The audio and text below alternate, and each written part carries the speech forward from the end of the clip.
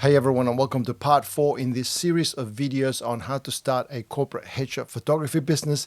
This is where I show you all the components to my business and we break it apart and we go into a deep dive on each one of those. Now, if you haven't seen the other videos or you want to start at the beginning, I will link to the first video somewhere up here. That's going to give you a brief overall structure of everything that we're going to be covering in these in-depth videos. And today it's video number 4, and we're going to be talking about how to build a website that is going to represent you and help you sell your services as a corporate headshot photographer.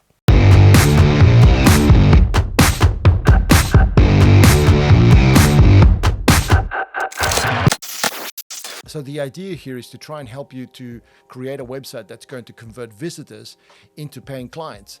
Now, what I'm going to show you is the result of about 10, 12 years of experimenting and talking with people like SEO specialists and website developers.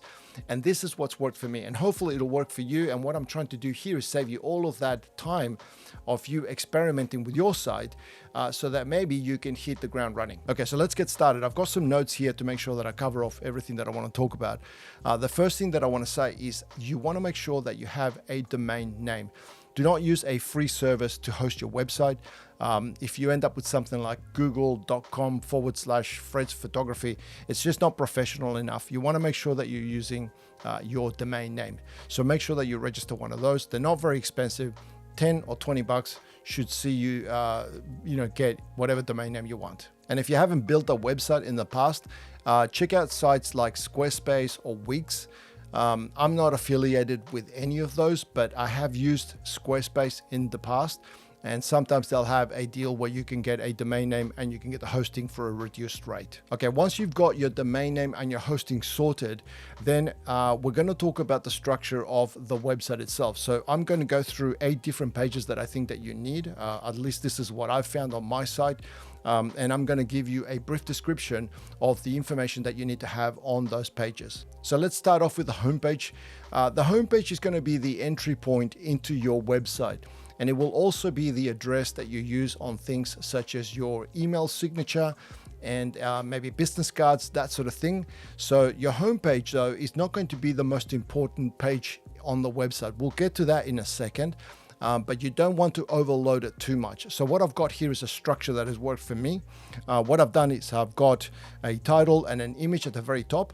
And in the title, I make sure that I include the words headshot photography, because you want to make it a descriptive title, okay? And then after that, I've got an introduction blurb, so maybe a paragraph about yourself and what you do.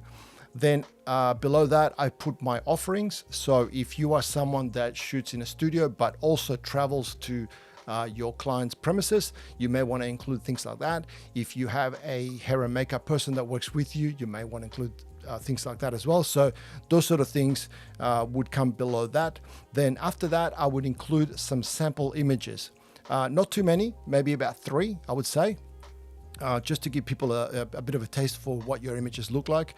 And then below that, I would have my contact information. So you make sure that you have at least your phone number and your email address, and then possibly, if you can as well, put in a contact form in there as well. Okay, so next we have the contact page, and this is a pretty standard sort of page. We want to make sure that you display your email address and your phone number, and below that you will also want to have a form, a contact form. This is where you're going to be collecting their name, their phone number, their email address. And then below that, I also have a little notes section where they can just type in some text, and that's where they normally put things in, such as, if they want 7 photographs and it's just one of them, or if it's a team of 5 and they need 2 photographs, that's where they'll type that in there. Below that, I have a Google map as well with the address to my studio, so that it makes it really easy for them to find the studio. Okay, so next we have the About page. Now, don't underestimate this page. This is a really important page. Everybody checks out the About page when they're looking to deal with an individual. Not so much with a larger business, but when you're looking to deal one-on-one with another person, then people will look at the About page pretty much all the time. So in there, all you need is a photograph of yourself. That's really important. Make sure that you have a photo of yourself. And then below that, a little bit of blurb, probably a little bit more than you had in your homepage. Talk about yourself and talk about in relations to say headshot photography, if that's what you're promoting.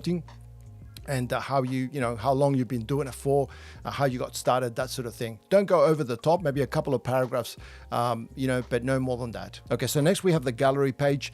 And in last week's video, we talked about creating a portfolio. This is going to be where you are going to display that portfolio. And you want to keep this page super simple. Just have a heading at the top of the page and then display your images using a grid. A grid is by far the most compatible way to view images so that it works correctly and that it views correctly no matter what device you are looking at the images on. So some of the nicer, maybe more advanced galleries don't work well across different devices. A grid is what works the best, so keep it simple. Okay, so next we have a blog page.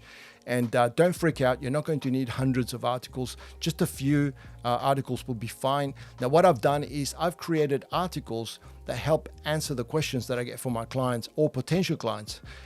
So things like, what are the best clothes to wear for a headshot session? How do I get ready for a headshot session? What about my hair? What about my makeup? So what I've done is I've taken all those questions and I've made individual blog articles that I can just send them the links back to. Number one, it helps it helps with your SEO as well, so that you can get found on Google. And also it's value added back to your clients. And also anyone that is just inquiring and hasn't booked with you, you're providing that extra level of service that may get them to come around and book a session with you. Okay, so next we have the FAQ page, and this is pretty simple. Just FAQ up on the title, and then have all your questions below that.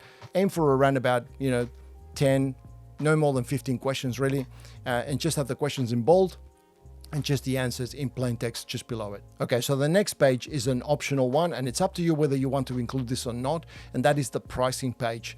Now, personally, I do have this on my website for a few reasons. Number one, I just want to be upfront and transparent with people about what my stuff costs.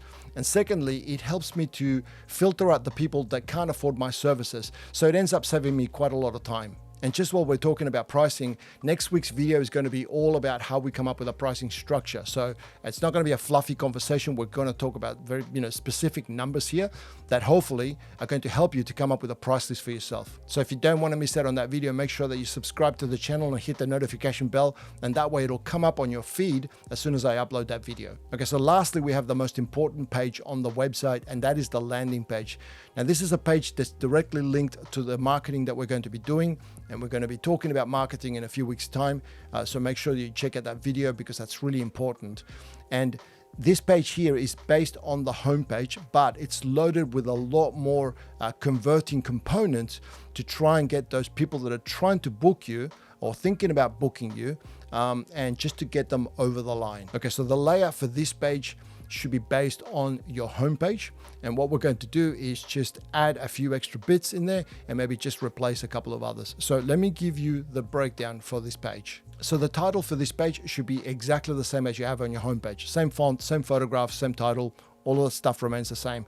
Then below that, you want to add your unique selling points. So what makes you different as a photographer? And you can do this either in one paragraph, or if you've got multiple things, you can have it as little columns. So it depends on you and how you want to lay that out. Then below that, you want to talk about the different types of photography that you do. Okay, so if you do studio shoots, or you do on location shoots, or you do outdoor shoots, make sure that you include those in there. And then you want to show some sample images.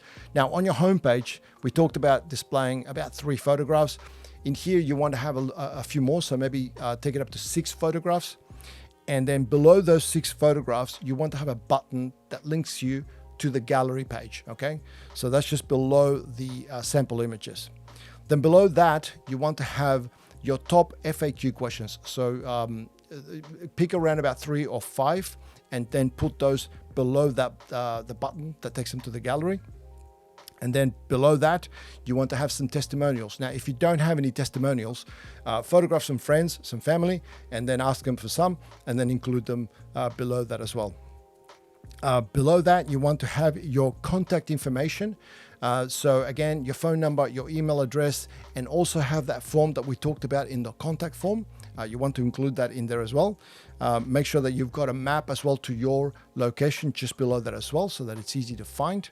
And then lastly, at the bottom, we have some blog articles. So these are the most, I guess, when we talked about the blog articles or the blog article page earlier on, and we said, you know, you're writing articles that are going to help answer the questions that your clients may have. So pick the top 3, say, and just have those at the bottom of the page. Okay, so hopefully that's given you an idea of what you need in order to create a website that is optimized for converting visitors into clients. But if you have any questions though, make sure that you leave them in the comment section below so that everybody gets to see them and benefit from the questions and answers. And also check out the link on the screen right now. That's where I'm going to be uploading any additional resources that I think of. So things like templates, that sort of stuff. So that it's very easy for you to go in there and just download them. And if you enjoyed this video and you would like to support me, you can do so by clicking the like button. It makes a huge difference to me and to the channel. And if you haven't subscribed to the channel, consider doing so for more content like this. Anyway, that's everything that I've got for you this week. I hope you enjoyed the video. I want to thank you for watching, and I'll see you next time.